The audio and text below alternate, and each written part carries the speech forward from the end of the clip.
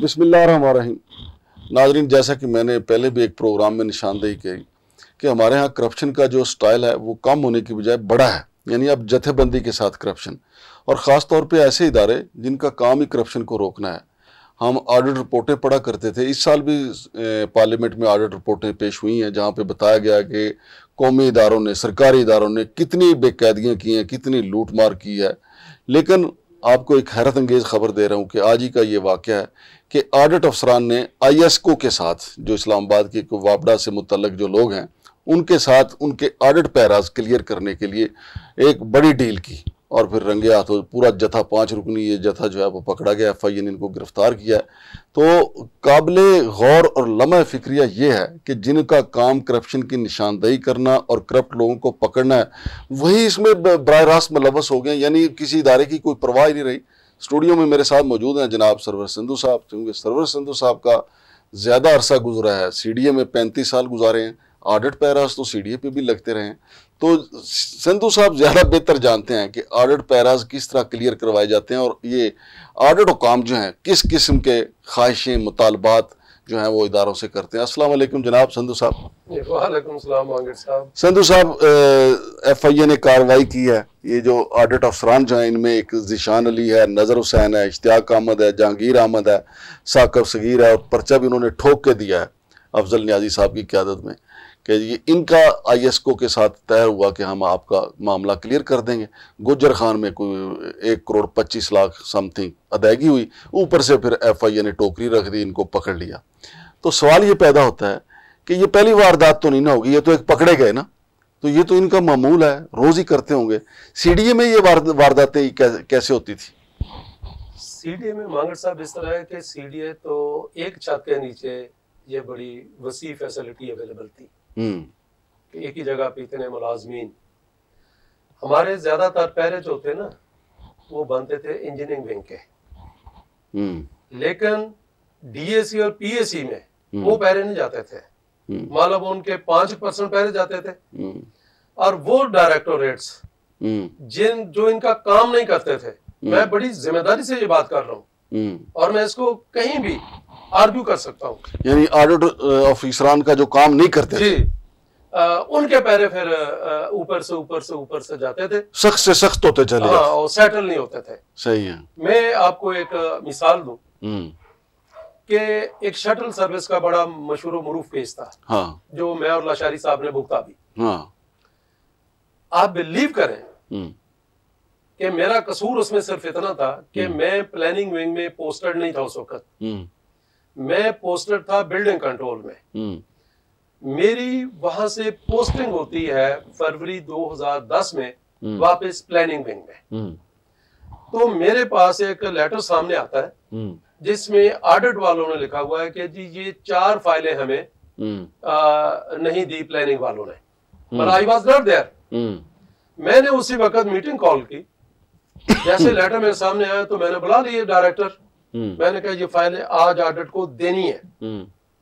अगर मेरे भाई उसमें मेरे दिल में कुछ और होता तो मैं क्यों देता। 3 फाइलें उन्होंने हो गई, मतलब मिल गई, वो दे दी। 4थी फाइल का उन्होंने कहा जी मिल नहीं रही, शटल वाली। मैंने खुद मांगर साहब इसका जो है नोटिंग लिखी मेंबर प्लानिंग को कि इसकी इंक्वायरी करवाई जाए। पैरा क्या था, नॉन प्रोडक्शन ऑफ रिकॉर्ड। और जब ये पैरा बन के जाता है DAC में और PAC में, उधर जाता है कि जी illegal award of shuttle service. Para कुछ और है, नॉन प्रोडक्शन ऑफ रिकॉर्ड है। वो बजाय इसके कि जो इंक्वायरी हुई जिसमें जो बंदे आइडेंटिफाई हुए कि रिकॉर्ड किधर है, मतलब उसमें लिखा मेरे पास आ गया कि जी DMA से हमने पूरी कॉपी ले ली है। तो मैंने अपनी नोटिंग में लिखा कि जनाब DMA ने जब कॉपी दिया तो DMA ने कॉपी कहां से ली है? This means record is with them, या उनके पास सर्टिफाइड कॉपी है। तो मेरे भाई अब वो पैरा क्या से क्या बन गया। अब उसके लिए जब आपसे इन लोगों ने आपसे डिमांड क्या की थी, फिर इन्होंने केस बगा दिया? मैं आपको बताऊं कि हुआ ये कि एक कंकरेंट ऑडिट होता है, ये ऑडिट वाले आके हमारे दफ्तर में बैठते हैं कि CDA का ऑडिट होता रहता है। एक तो एनुअल ऑडिट होता है ना, एक ये साथ साथ होता रहता है। मैं अब नाम नहीं लूंगा इसलिए कि, लेकिन इन्होंने उन दिनों सीडीए एम्प्लॉइज को प्लॉट मिल रहे थे। अच्छा। तो इन्होंने एक एप्लीकेशन डाली ऑडिट वालों ने मिलके कि जी चूंकि हम सारा साल सीडीए का करते हैं ऑडिट या सीडीए में होते हैं, तो हमें भी सीडीए एम्प्लॉइज की तरह प्लॉट दिया जाए। अच्छा। और कैबिनेट से भी इन्होंने, कैबिनेट डिवीजन से भी लिखवा लिया, यानी प्लॉट वाला केक मांगा। जी प्लॉट वाला केक, महंगे वाला ना सर, मुफ्त होता है ना। हाँ। मैं बैठा था उस बोर्ड में, बोर्ड मीटिंग में, तो मैंने इस इश्यू को अपोज किया। मैंने कहा जी ये आपके जो लैंड डिस्पोजल रेगुलेशन है, ये कहते हैं कि सीडीए एम्प्लॉइज इतनी सर्विस पे, ये कैटेगरीज है, उसमें ये लोग तो किसी तरह भी सीडीए एम्प्लॉय की कैटेगरी में आते ही नहीं है, तो इनको आप कैसे प्लॉट देंगे? और मैं क्या, इसका मतलब अब हमारे सीनियरिटी जो है, जो हमारे एम्प्लॉइज है, ये खुल्लम खुल्ला ब्लैकमेलिंग। सर जी अब जब जहां से निकला तो हर पासे के जी उसने अपोज किया है। अच्छा, आपने इनके प्लॉट रोके? प्लॉट रोके। अब इन्होंने क्या किया ना, बड़ा इंटरेस्टिंग केस, ये तो मैंने आपको एक बताया ना शटल वाला। हाँ। जो हाई कोर्ट ने फिर कहा कि इधर बुलाया ना जरा, कि नॉन प्रोडक्शन रिकॉर्ड वाला पैरा उधर किधर चला गया, मतलब जो नैब का केस हुआ, तो मेरे केस का हवाला भी दिया है एक कोर्ट ने अभी, सुप्रीम कोर्ट में। उन्होंने यही कहा कि वो सर्वर संधु वाला केस नहीं आपने देखा कि 10 जगह से वो केस क्लोज हुआ है, लेकिन फिर हाथाभाव वो डिस्कस होना शुरू हो जाता है। ठीक है जी। लेकिन इसके बाद और किया कि मेरी एक डायरेक्ट अपॉइंटमेंट हुई थी ग्रेड 19 में 2007 में। इन्होंने वो भी लिखा कि गलत हुई है, हालांकि थ्रू एडवर्टाइजमेंट हुई थी, सिर्फ प्लॉट रोकने की वजह से। उसकी मैंने सजा क्या भुगती। फिर एक डिजाइन अलाउंस मिलता है तमाम टाउन प्लानर जितने गवर्नमेंट ऑफ पाकिस्तान में और सूबों में काम करते हैं, वो समझो 500 होता था। सारे टाउन प्लानर ले रहे हैं, मेरा पैरा बना दिया कि जी ये डिजाइन अलाउंस कैसे ले रहा है यार, मैं तो मेरे से सीनियर भी ले रहे, मेरे से जूनियर भी ले रहे, पैरा सिर मेरा बना। फिर अगली बात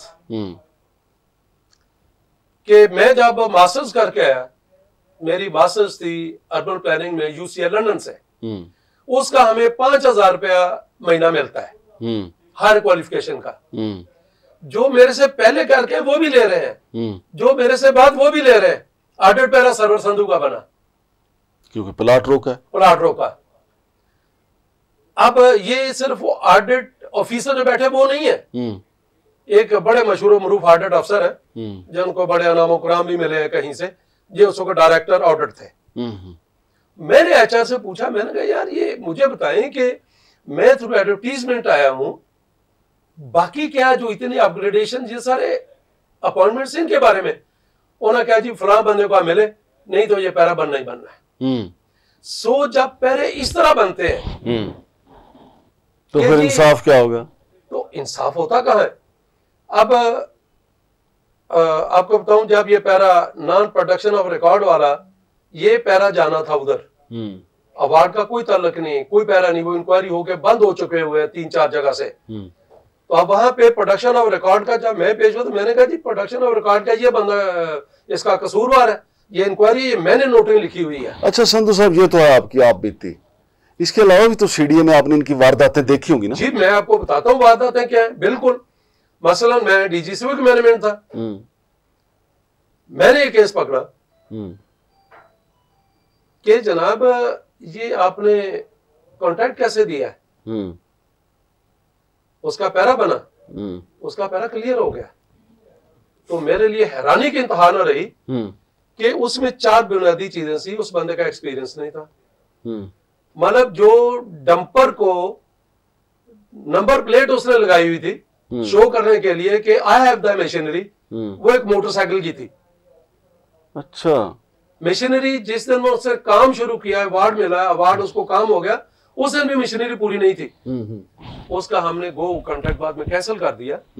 अभी सुना है कि उसका पैरा 2 साल पहले अभी फिर बना है, लेकिन एक दफा सेटल हो गया। इसका मतलब तो ये है सर जी कि जो पिछले दिनों मैंने खबर भी दी थी कि जो ऑडिट पैरास में इतराज लगाया गया था कि इस्लामाबाद क्लब ने 65 करोड़ की हेरा फेरी की है और बाद में वो उन्होंने एडजस्ट करवा लिया, फिर ये अंडर द टेबल ही को गेम पड़ी है ना। सर को मेंबरशिप दे देंगे, दैट्स ऑल।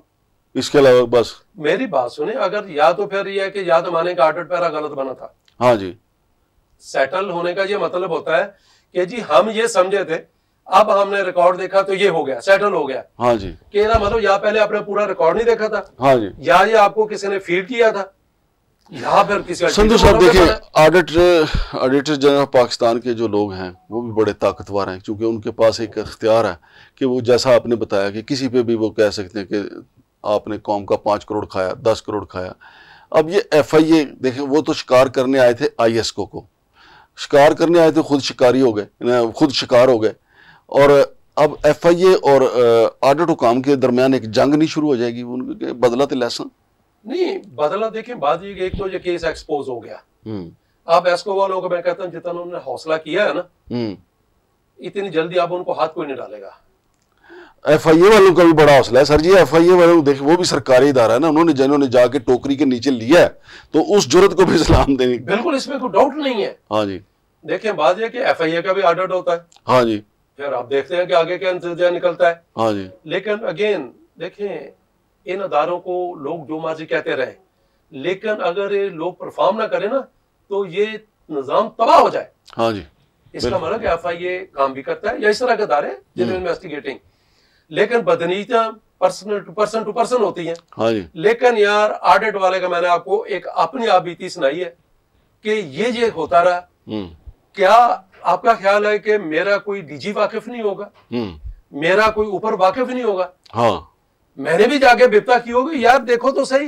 लेकिन उनके सबके ज़हन में एक ही फंसा हुआ था कि हमारे प्लाट के दुश्मन तुम हो, बिल्कुल, क्योंकि मैं प्लाट नहीं मिलने दिए थे। बिल्कुल। सो मेरा ख्याल है कि जब सीनियर फोरम पे इन ऑडिट पैराज की सेटलमेंट और इन ऑडिट पैरा का बनाना देखा जाए, तो ये भी देखा जाए कि जो बनाने वाले हैं उनकी नीयत कहीं कोई इफ्स एंड बट्स तो नहीं लगे हुए, कहीं प्लाट वाली नीयत तो नहीं। मतलब कहा जी कि आप रिकॉर्ड वेरीफाई करवाएं, रिकॉर्ड वेरीफाई करने हफ्ता आपको टाइम नहीं मिलता। बिल्कुल सही। और रिपोर्ट चली जाती कि जी कोई आया नहीं। सही। मैं आई फेस कि मेरे रिपोर्ट आ गई जी, मैंने बुलाया, मैंने कहा तुम्हें कहा था रिकॉर्ड लेके जाओ, कहता है जी मैं एक हफ्ते से जा रहा हूँ। There might be many good persons there, मैं ऐसी बात नहीं किया, लेकिन एक एस्को की मिसाल दी है, दूसरी मैंने आपको अपनी मिसाल दी है कि ये निकाल के देख ले कि ये पैरे नहीं बने थे, और क्या ये कैबिनेट डिवीजन से प्लाटों का नहीं लिखवा के लाए थे, क्या मैंने अपोज करके ये प्लाट नहीं लिखवाए थे। बिल्कुल सही है। बहुत शुक्रिया जनाब संधू साहब।